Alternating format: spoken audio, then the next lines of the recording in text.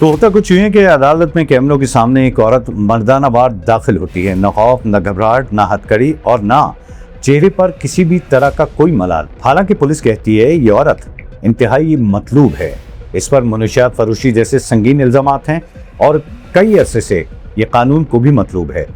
लेकिन फिर सवाल ये पैदा होता है कि अगर ये वाकई इतनी खतरनाक है तो इसके साथ वैसा सुलूक क्यों नहीं होता जैसा आम मुल्ज़मान के खिलाफ होता है। आखिर क्यों कराची पुलिस चीफ को अपने ही अफसरान के खिलाफ इंक्वायरी टीम बनानी पड़ गई। और यहाँ सवाल ये भी है, क्या पिंकी सिर्फ एक मासूम औरत है या कराची की मनशियात माफिया का वो चेहरा जिसके पीछे एक बहुत बड़ी ताकत छुपी हुई है। आज की इस वीडियो में हम बात करेंगे पिंकी उर्फ अनमोल की, उसके जुराइम की दुनिया में एंट्री की, इसके मुबैना नेटवर्क, उसकी गिरफ्तारी और इसकी गिरफ्तारी के बाद खड़े होने वाले अहम सवालात की, जिन्होंने पूरी कराची पुलिस सिस्टम को हिलाकर रख दिया।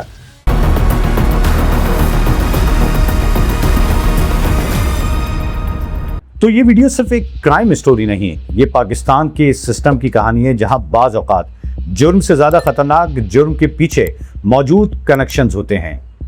कराची सिर्फ पाकिस्तान का सबसे बड़ा शहर नहीं, बल्कि ये एक ऐसा शहर है जहां दो अलग अलग दुनियाएं साथ साथ चलती हैं। एक दुनिया जहां लोग सुबह 6 बजे निकलते हैं, 12 घंटे मेहनत करते हैं और फिर महंगाई से लड़ नहीं पाते, और दूसरी दुनिया जहां एक रात में लाखों करोड़ों रुपए बनते हैं, जहां नशा बिकता है, जहां खौफ बिकता है, जहां इंसानों की जिंदगियां बिकती हैं। और इस दूसरी दुनिया में आहिस्ता आहिस्ता उभरा एक नाम, पिंकी। पुलिस रिपोर्ट्स के मुताबिक पिंकी उर्फ अनमोल का नाम काफी अरसे से मुख्तलिफ जराइम, खुसूसन मनीषात फरोशी के नेटवर्क के साथ जुड़ा हुआ था। कहा जाता है कि शुरू में वो सिर्फ एक छोटा किरदार थी, लोगों तक सामान पहुंचाना, राबते रखना और पुलिस की नकलो हरकत की खबरें आगे दूसरों तक पहुंचाना। लेकिन क्राइम वर्ल्ड का एक उसूल रहा है, जो बंदा या औरत जितना खामोश हो वो इतना ही खतरनाक निकलता है। और यही चीज पिंकी को दूसरे लोगों से अलग बनाती है। वो मीडिया से दूर, पब्लिक से दूर, मगर नेटवर्क के अंदर इंतहाई एक्टिव रहती थी। कराची के मुख्तलिफ इलाकों में, खास तौर पर नौजवानों में आइस जैसे नशे का इस्तेमाल तेजी से बढ़ रहा है। तो दोस्तों, अगर आपने कभी किसी आइस एडिक्ट को देखा हो तो आप जानते होंगे कि ये नशा सिर्फ इंसान का जिस्म नहीं खाता, ये इसकी रूह तक निगल लेता है। एक नॉर्मल लड़का चंद महीनों में चोर बन जाता है, घर का सामान बेच देता है, माँ बाप से झूठ बोलता है और फिर आहिस्ता आहिस्ता पूरा का पूरा खानदान तबाह हो जाता है। सवाल यह है कि ये सब सप्लाई कौन करता है, क्योंकि हर गली में खड़ा नशा फरोश असल बॉस नहीं होता, उसके ऊपर भी कई लोग हुआ करते हैं और उनके ऊपर भी, और फिर कहीं जाकर बनता है एक नेटवर्क। पुलिस जराये के मुताबिक पिंकी का नाम भी एक ऐसे ही नेटवर्क से सामने आया। कहा जाता है कि वो बराह रास्त कम सामने आती थी, फोन बार बार बदलती, लोकेशन बार बार चेंज करती और ज्यादातर काम दूसरे ही लोगों से करवाती थी। यानी अगर पुलिस एक बंदा पकड़ भी ले तो असल चेहरा फिर भी महफूज। और यही वजह थी कि काफी अरसे तक वो कानून की गिरफ्त से बाहर रही। अब यहाँ एक अहम सवाल पैदा होता है, अगर पुलिस को इसके बारे में मालूमात थी तो वो पहले गिरफ्तार क्यों ना हुई। यही वो सवाल है जो सोशल मीडिया पर हजारों लोग पूछ रहे हैं। कुछ लोग कहते हैं कि वो बहुत होशियार थी और कुछ लोग कहते हैं पाकिस्तान में कोई भी बड़ा क्रिमिनल बगैर प्रोटेक्शन के ज्यादा अरसे नहीं चल सकता। अब हकीकत आखिर है क्या, ये शायद तहकीकात ही बताएं। लेकिन फिर एक दिन अचानक खबर आई, इंतहाई मतलूब मुल्ज़िमा पिंकी गिरफ्तार हो गई और बस पूरा का पूरा सोशल मीडिया फट पड़ा। हर जगह सिर्फ एक ही नाम, पिंकी पिंकी पिंकी। लोग समझ रहे थे कि अब शायद कोई बड़ा इंकिशाफ होने वाला है, लेकिन असल धमाका तो अभी बाकी था। क्योंकि जब पिंकी की अदालत में पेशी हुई तो वीडियो सामने आई, अवाम दंग रह गए। आमतौर पर पाकिस्तान में अगर किसी आम आदमी को पुलिस पकड़कर लाती है तो उसके साथ क्या होता है सब जानते हैं, हथकड़ी, धक्के, चेहरे पर कपड़ा और मीडिया के सामने रुसवाई। लेकिन यहाँ तो सीन बिल्कुल ही उलट था। ना हथकड़ी दिखाई दी, ना वो खौफ जो आम मुल्ज़मान में नजर आता है, और चेहरे पर मास्क पहना हुआ, साथ ही साथ इंतहाई खूबसूरत से ग्लासेस भी लगाए हुए। यही वो लम्हा था जब आवाम ने सवाल उठाना शुरू कर दिए। शायद पिंकी को इससे पहले कोई नहीं जानता था। मैं उन आम लोगों की बात कर रहा हूँ जो हम जैसे हैं, जिनको शायद नशे से कोई ताल्लुक नहीं, जो एक आम जिंदगी गुजारते हैं, सुबह उठते हैं, ऑफिस जाते हैं, घर आते हैं और फिर घर की खिदमत में लग जाते हैं। तो सवाल ये पैदा होता है कि क्या कानून सिर्फ गरीब आदमी के लिए है? क्या कुछ लोग वाकई VIP क्रिमिनल्स होते हैं? अगर एक आम शहरी होता तो क्या पुलिस इसके साथ भी ऐसा ही रवैया रखती?